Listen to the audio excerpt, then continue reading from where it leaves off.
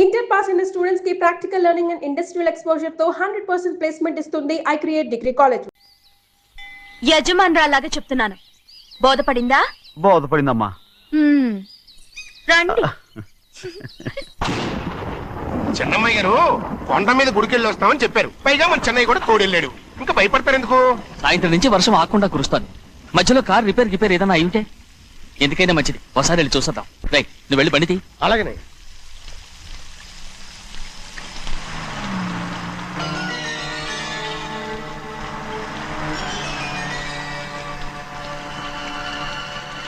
అయ్యా అది చూడండి, ఆ కారు మందేననుకుంటానండి.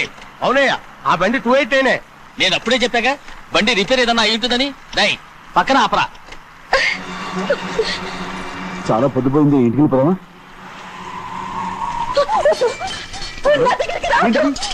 నువ్వు కావాలని కారు రిపేర్ అని అబద్ధం చెప్పావు. లెక్క పెడుతున్నావా? నేనా? అమ్మడు ఏంటి తమ్ముడు, నేను పిచ్చిపట్టిదా? నీకే మొన్న వచ్చి పట్టింది. నా ప్రాణం పోయిన నీకు లోగను. ఏంటి తమ్ముడు నువ్వు చేసే పని? ఏంటి తమ్ముడు? చూస్తారు కట్టు తమ్ముడు. ఏం చూసారు కట్టుకుంటావా? ఎవరైనా వస్తారా? చెన్నయ్య, మీద మా నాన్న ఎంతో నమ్మకం పెట్టుకున్నాను. ఉన్నాను కదా రాముడు, ఉన్నానని చెప్తాను కదా. ఎందుకు ఇంకొమ్మడు నువ్వేం భయపడకమ్మడు, నా మాట విను. అమ్మడు ఆడమంటుంటే ఏంటి పిచ్చిన లేక?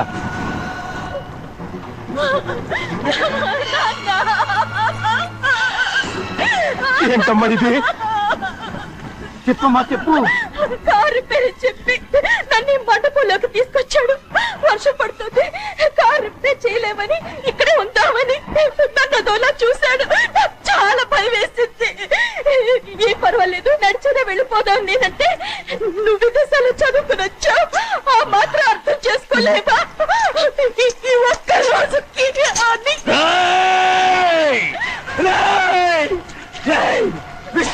కూడా ఎంత పని చేశావురా? నేను నా బిడ్డలా చూసుకున్నాను. అలాంటిది నా కూతురు వంటి మీద చేస్తావా? నువ్వు మనిషివి కాదురా, నువ్వు మనిషివి కాదు, రాక్షసుడివి. తల్లిపాలు తాగి నమ్ముకుంటే నీచుడిరా. వేలతో నాకే నేర్పరిచిన నయవంచుకుడిరా. ద్రోహి, ఇవాళ నుంచి నేను చచ్చిపోయాను అనుకోరా. ఇక నా ఇంటి గడప తొక్కతో నిన్ను ఎలా పెంచాను రా? నా సొంత బిడ్డ కన్నా ఎక్కువగా పెంచాను. ఆ ఒకే ఒక్క కారణంగా నిన్ను ప్రాణాలతో వదులుతున్నాను. నేను బహానాలు చూపించుకో. ఇదే ఇంకోడైతే నువ్వు చేసిన తప్పుకి నరికేసి ఉండేవాడు.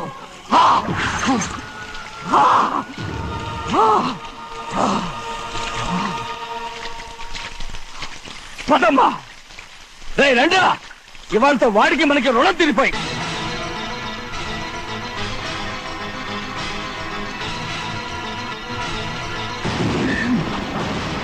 చిన్నబ్బాయి వద్దు, చిన్నబ్బాయి వెళ్ళొద్దు, నా మాట విను. 2 కుటుంబాలు కలవబోతున్నాయి. వద్దు చిన్నబ్బాయి.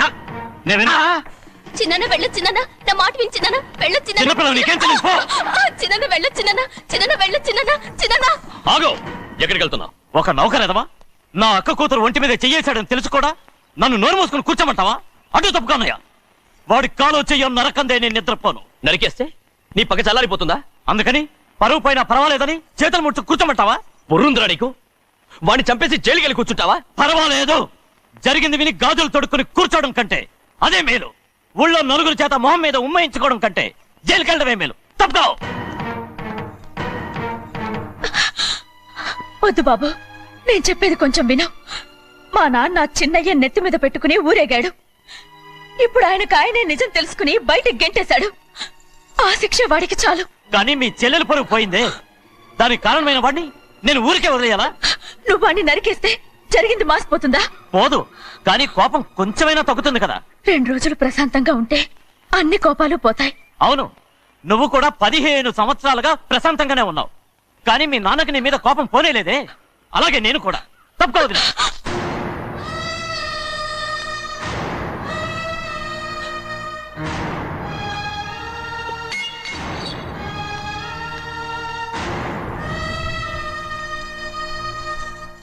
వాడి కోపంలో కూడా న్యాయం ఉంది గౌరీ. ఎవడో చేసిన దాన్ని ఎవడు చేసుకుంటాడు చెప్పు? న్యాయంగా చూస్తే వాడు చేసుకోవాల్సిన పిల్ల. వాడు మనతో పాటు చిన్న వయసులో వచ్చేసాడు కాబట్టి ఆ కుటుంబానికి విరోధయ్యాడు. పోన్లే, తను నాకు మర్యాద ఇవ్వకపోయినా నీకైనా ఇచ్చాడు. అచ్చా రే మణిదీరా. ఎందుకయ్యా చెన్నైని అడగాలి? కలుపు తీయడానికి ఎంతమంది కూలీలు కావాలో చెన్నైకే తెలుసండి. శనక్కాయలు ఏ కుట్లో అమ్మాలో చెన్నైకే తెలుసండి. జొన్న చేనుకు మందు కొట్టారో లేదో చెన్నైకే తెలుసండి. అయ్యా మరి నేను వెళ్ళొస్తానండి. ఎక్కడికి వెళ్తున్నావు? చెన్నై దగ్గరికండి. ఎందుకు? అదేనండి, కౌలు డబ్బులు ఎవరెవరి పేరుతో ఏ ఏ బ్యాంకుల్లో వేయాలి, ఈ దివాణానికి కావలసినటువంటి వస్తువులన్నీ ఎక్కడ కొనాలి, ఇవన్నీ చెన్నైకే తెలుసండి. అడిగి తెలుసుకుందామని బయలుదేరా. ఏంటయ్యా ఇన్ని రోజులు ఇవన్నీ చెన్నై చూసుకుంటుంటే మీరందరూ ఇంట్లో తిని కూర్చుని ఏం చేస్తారు? గాడిదలు కాస్తున్నారా? చే ఇది ఇల్లా సత్రమా? అబ్బా నువ్వు ఉండబోయా, నేను చెప్తున్నాను కదా. వంటింట్లో ఏమేం చేయాలో ఎంతెంత చేయాలో తెలియక అందరూ ఖాళీగా కూర్చున్నారు. 2 రోజుల నుంచి చెన్నై పళ్ళకు రావట్లేదంటగా. వెంటనే డ్రైవర్ పంపించి చెన్నైని పిలిపించండి. 2 రోజులుగా నువ్వు ఎక్కడికి వెళ్ళావు? సముద్రం ఎలా ఉంటుందో చూద్దామని వైజాగ్ వెళ్ళానండి. వెళ్ళా సముద్రంలో గోవిందయ్య అయ్యా ఈ లెక్క చూసి పంపించి. అలాగే నీకు లెక్క చూసి కదా డబ్బులు ఇవ్వాలి. మరి ముందే అయ్యా అయ్యా అంటూ ముష్టోళ్ళగా చేయి చెప్తావిట్రా. నువ్వు ఎప్పుడు వచ్చావు, నీకు ఎంత ఇవ్వాలి చెప్పు. గుమ్మస్తా మీరా నేనండి. మీకు లెక్కలు తెలియకపోతే వెళ్ళి చెన్నై గారిని అడగండి. ఏంట్రా డబ్బా ఇస్తున్నావా? నన్ను ఉద్యోగం అనేది వెళ్ళిపోమన్నారు కదా. అంటే ఏడుస్తావిట్రా?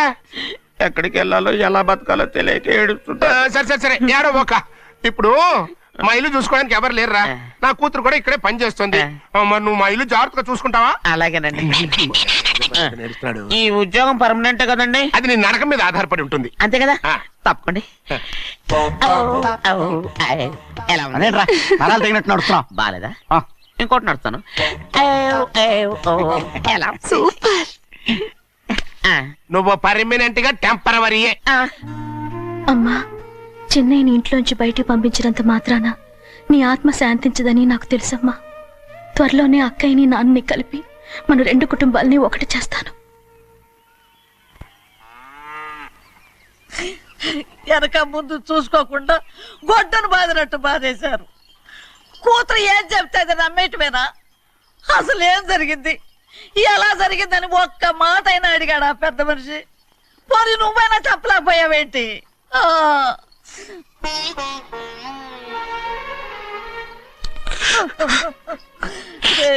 చిన్నయ్య ఏడుస్తున్నావయ్యా? పెద్దయ్య కొట్టాడని బాధపడుతున్నావా? అబ్బే, పెద్దయ్య కొట్టిన దెబ్బలు కాదని నేను బాధపడుతుంటా.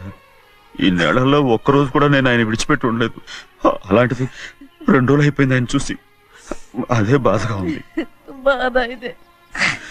చిన్నయ్య చూడు, ఎవ్వరికి కనపడకుండా పెద్దయ్య గారిని చూసిరారా, అప్పుడు నీ మనసు స్థిమిత పడుతుంది. లేదే, ఆయన తప్ప ఆయన తెలుసుకుని నాకు కబురు చేసేంత వరకు నేను ఆయన మొహం చూడను. ఆ దొంగ ముఖంది నీ మీద మనసు పడ్డట్టు నాటకం ఆడింది అనుకో. అది నీ యజమాని కూతురు అని తెలుసు కదా, నువ్వెందుకు మనసు పడ్డా? సిగ్గిడిసి తన అందరి ముందు పంపు సెట్ దగ్గర స్నానం చేస్తూ నా మీద పడ్డప్పుడు కూడా నేను మనసు పడలేదే. కానీ ఒకరోజు, అయ్యో ఏంటి తమ్ముడు మతిగాని పోయిందేంటి? పుస్తకాలన్నీ తగలబెడతావు, పైగా చదువుకో డిగ్రీ కాగితాలు కూడా మంటలు పడేస్తావేంటి? ఏమైంది నీకు? ఇదిగో మర్యాదగా మంటలవి. అవి నేను చదివి సంపాదించుకున్న డిగ్రీలు. వాటిని మంటల్లో వేస్తాను, చిప్పేస్తాను, నా ఇష్టం. అది అడిగే హక్కు నీకు లేదు. అవి మంటల్లో వేయకపోతే ప్రాణానికి ప్రాణంగా చూసుకుంటున్నావే మా నాన్న. ఆయన మీద ఒట్టు ఇల్లు ఇలా పడి చేస్తాడు. వెయ్యి.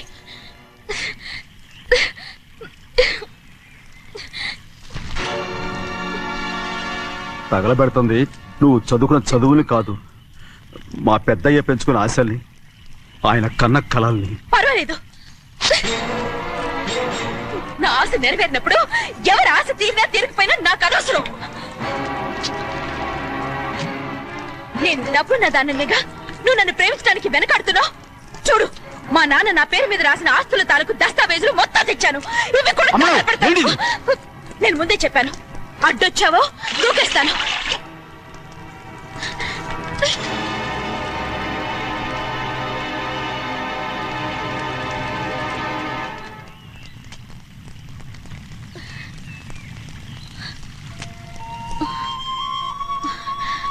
చూడు, ఇప్పుడు నేను ఒట్టి ప్రభావతిని.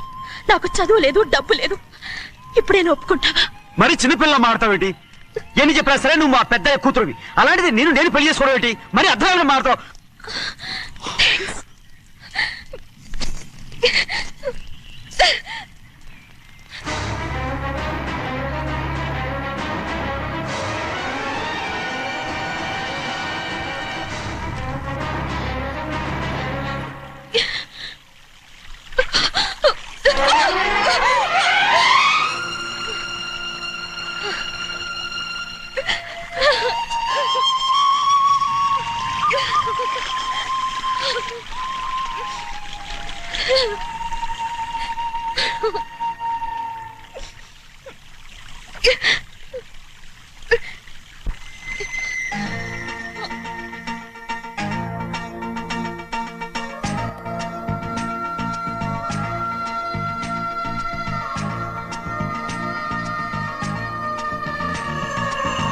जनक जन जन्ना जन्ना जनक जनक जन जन्ना जनक जनक जन जन्ना जन्ना जनक जनक जन जन्ना जनक जनक जन जन्ना जन्ना जनक जनक जन जन्ना जनक जनक जन जन्ना जन्ना जनक जनक जन जन्ना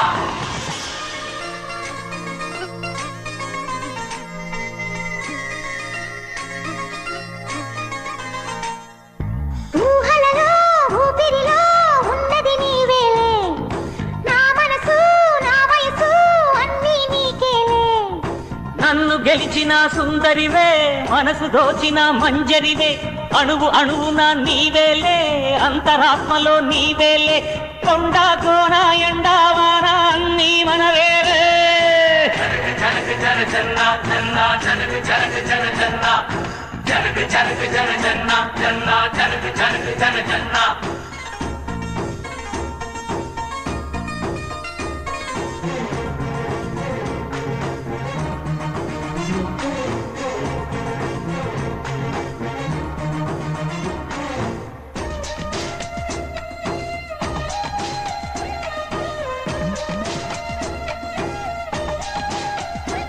तेरी आंखों में है इश्क इश्क तेरे दिल में भी है इश्क इश्क आशिक तो हूँ मैं मस्त मस्त हो गए जो मुझको इश्क इश्क భూగోళపు అంచుల వెంట తిరిగే వద్దాం ఏడేడు సంద్రాలైన దాటే వద్దాం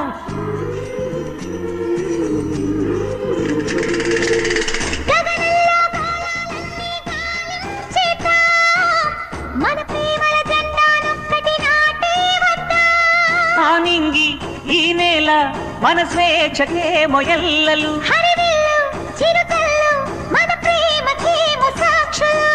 చంద్రుడెరుగని పున్నమి రాత్రులు ప్రేమలోనే ఉన్నాయిలే జనక జన జన్న జన్న జనక జనక జన జన్న జనక జనక జన జన్న జన్న జనక జనక జన జన్న ఊహలలో ఊపిరిలో ఉన్నది నీవేలే ఊసులలో బాసలలో ఉన్నది నీవేలే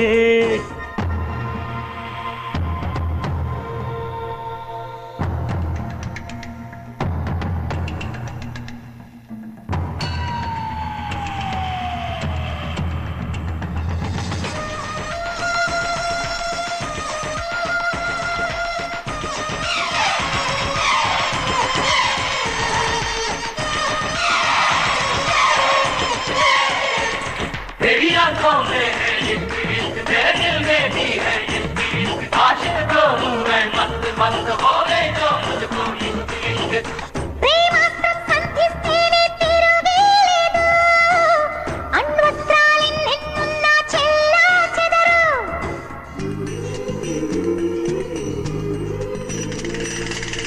లోకంలో శాశ్వతమైనది ప్రేమేనంట ఆ ప్రేమకి కావలసినది మనసేనంట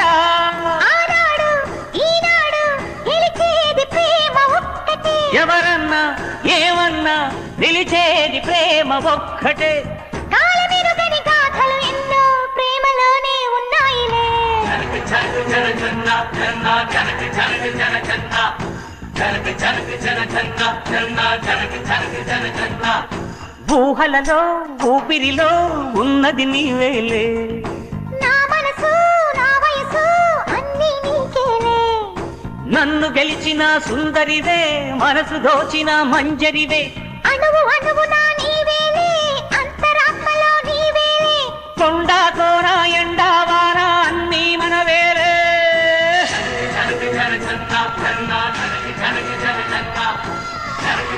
ఆ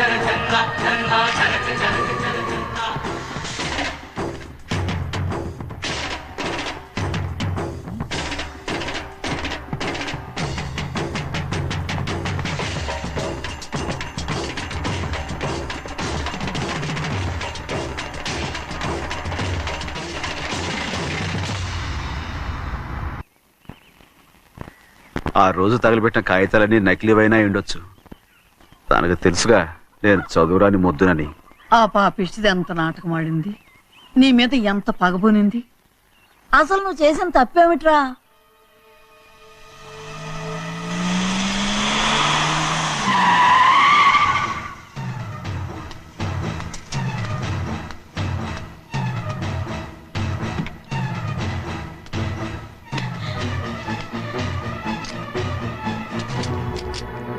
నేనా నీ వెంటబడి తిరిగాను?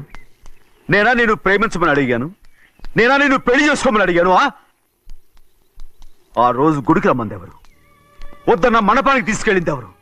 చేసినంత నువ్వు చేసి నేనేదో చేసినావే. నేను నిజంగా పాప పోనీలే ఆడదాని వారు ఊరుకుంటున్నాను అనుకున్నావేమో. పొరపాటు. నన్ను ఎంతగానో నమ్మిన మా అయ్యగారు నన్ను అనుమానించి తప్పు పట్టారే, దానికి ఆ రోజు నా నోరు మూసుకుపోయింది. కానీ ఈ రోజు మాత్రం నేను ఊరుకునేది లేదు. చెప్పు, ఎందుకు చేసావు ఈ పని? కారణం చెప్పు. ఒకే ఒక్క కారణం, నిన్ను మా ఇంట్లోంచి వెళ్ళగొట్టాలి. ఎంతో ఇష్టంగా చూసుకునే మా నాన్న నిన్ను అసహించుకోవాలి. మా అక్క కుటుంబం 15 సంవత్సరాల నుంచి మా నాన్నకు దూరంగా ఉండటానికి కారణం నువ్వు. అంతేకాదు, మా అమ్మ మాకు లేకుండా పోవడానికి కారణం కూడా నువ్వే. అలాంటి నీకు మా ఇంట్లో రాజ మర్యాద, అందరి మీద అధికారం. కన్న కూతురైన నాకంటే మా నాన్నకి నీ మీద ఎక్కువ ప్రేమ. అందుకే నిన్ను ఇలా మోసం చేశాను, నమ్మించాను. అర్థమైందా? Good bye.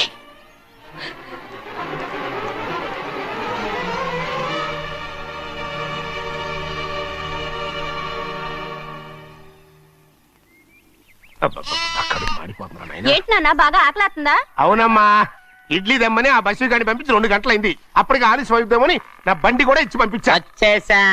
సంతోషించాం. ఏంట్రా ఇంత ఆలస్యంగా చచ్చావు? మరి దీన్ని నడిపెత్తుకురావద్దేంటి? అదే నేనైతే లగెత్తుకెళ్ళి లగెత్తుకు వచ్చేసేవాడిని. అంటే ఈ బండి నడపడం నీ చేత కదా? మరి ఎందుకు తీసుకెళ్ళట్టు? ఏమో మీరు తీసుకెళ్ళమన్నారు, తీసుకెళ్ళాను. కర్మ. సర్లే, ఆకలి చచ్చేట్టుగా ఉన్నా. ఇడ్లీలు ఎక్కడా? అదిగో మూటలో వచ్చేస్తున్నాయి. మూటలో ఇడ్లీలు రావటం ఏంట్రా? ఒరే, ఈయన నంబర్లే గానీ మూట దింపి ఇప్పి చూపించండి. అట్టగానండి. ఇన్ని ఇడ్లీలు తెచ్చావిడ్రా? మరి 494 రూపాయలకు ఆ మాత్రం ఇడ్లీలు రావేంటి? 494 రూపాయలకి ఇడ్లీలా? మరి అదే చెప్పడమే చెప్పేస్తారు, ఆ తర్వాత మర్చిపోతారు. మనీ నాగమణి. నాగమణి ఏంటండి? ఏంటంట? అప్పుడు మీ నాన్న నాతో ఏం చెప్పాడు? ఉండండి, ఆలోచించుకుని చెప్తాను. ఏంటమ్మా, ఫ్లాష్ బ్యాక్ వెళ్తున్నావా? అవును. ఆకలేస్తుందిరా. ఆ రామస్వామి హోటల్కి వెళ్ళి కాస్త తెచ్చిపెట్టు. నాకు కూడా ఆకలేస్తుందండి. నువ్వేదైనా తిని నాకు మాత్రం ఒట్టి ఇడ్లీ పడరా. ఇదిగో, ఈ నోటు ఎంతో తెలుసా? నేనేమన్నా తెలివి తక్కువ అనుకున్నారా? 500 నోటు. అబ్బా, నువ్వే దీన్ని అచ్చుకుతున్నట్టుగా మాట్లాడుతున్నావే. చాలా ఆకలేస్తున్నాయి. బండేసుకెళ్ళి తొందర తీసుకురాపో. ఇదండి జరిగింది. చిల్లర లేదు కదా అని 500 రూపాయలు నోటు ఇచ్చి పంపిస్తే మొత్తం ఇడ్లీలు పట్టుకొస్తా ఉంటా. నీ నోట్స్ చెప్పు. ఆకలేసేస్తుందమ్మా. చట్నీ సాంబార్ ఇదిరా? ఇచ్చాడండి. ఇది నేనే వద్దన్నానండి. ఎందుకని? మరి అదే మళ్ళీ మర్చిపోయారు. నాగమణి, మీ నాన్న నాతో ఏం చెప్పాడు? అయ్యో చట్నీ సాంబార్లని ఎనబెట్టి కోసం ఎన్నిసార్లు ఫ్లాష్ బ్యాక్ వెళ్తారా? నువ్వేదైనా తిని నాకు మాత్రం ఉట్టి ఇడ్లీ పడరా. ఇదిగో, ఆయనకు అర్థమయ్యట్టు మళ్ళీ చెప్పు. నాకు మాత్రం ఒట్టి ఇడ్లీ పడరా. అయ్యో, నువ్వు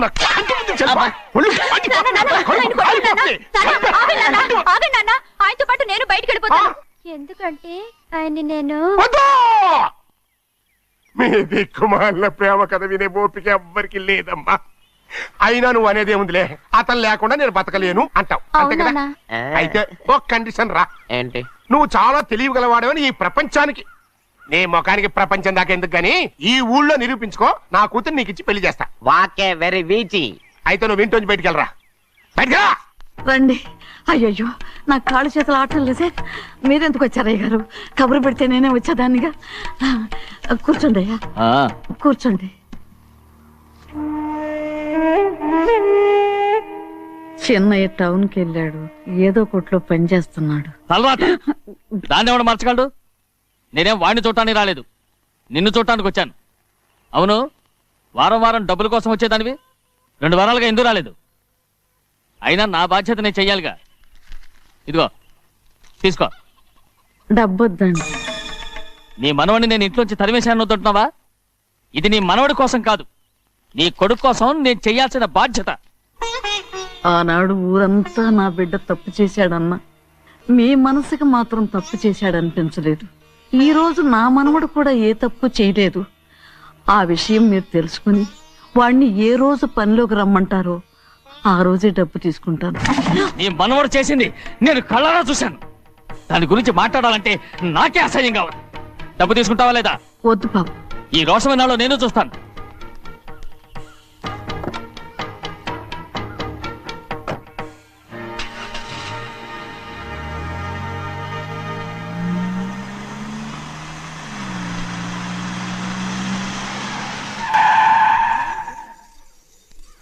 ఏంట్రా అందరూ ఇంట్లో పనులు మానేసి బయట కబుర్లు చెప్పుకుంటున్నారు? అమ్మాయి గారు అల్లుడు గారు మన ఇంటికి వచ్చారండి. వాళ్ళతో పాటు బంధువులు కూడా తీసుకొచ్చారండి, అందుకే మేమేం అనలేకపోయామండి. తాంబూలాలు కూడా పట్టుకొచ్చారండి.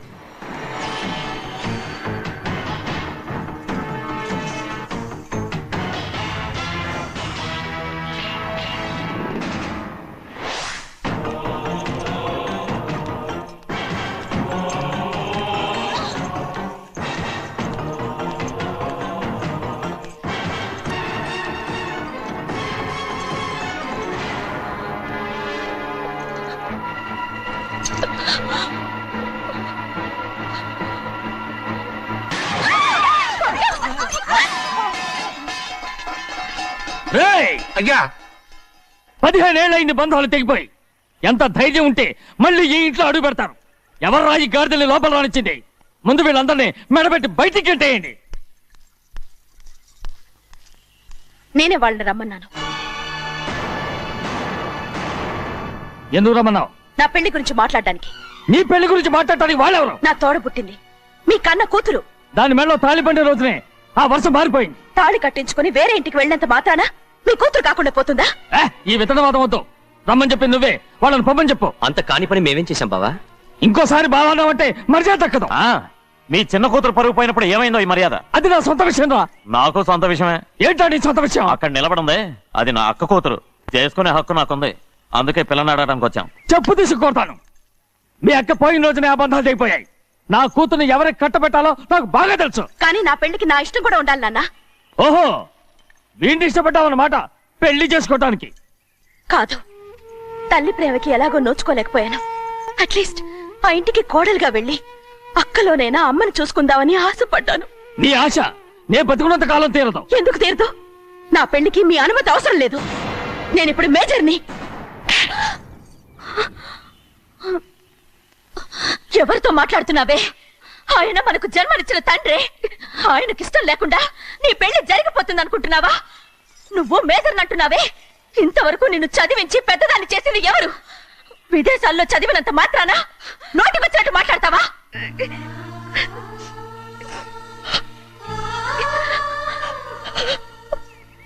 నన్ను క్షమించండి నాన్న. ఎలాగైనా మన కుటుంబం కలవాలనే ఆశతో దాని మాటలు వినే ఇక్కడికి వచ్చాం. మీ ఇష్ట ప్రకారమే ఎవరికైనా ఇచ్చి పెళ్లి చేసి దాన్నైనా చివరి దాకా మీతోనే ఉంచుకోండి.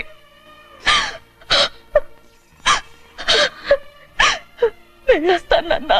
ఎందుకు వదినా వెళ్ళొస్తామని చెప్తున్నావు? ఈ జన్మలో ఇక్కడికి రాలేమని తెలిపోయింది కదా, వెళ్తామని చెప్పు.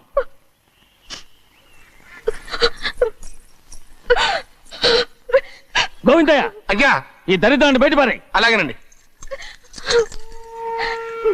నన్ను క్షమించండి నాన్న. ఊరుకోమ్మా, ఏదో తెలియక చేశావు, పర్వాలేదు.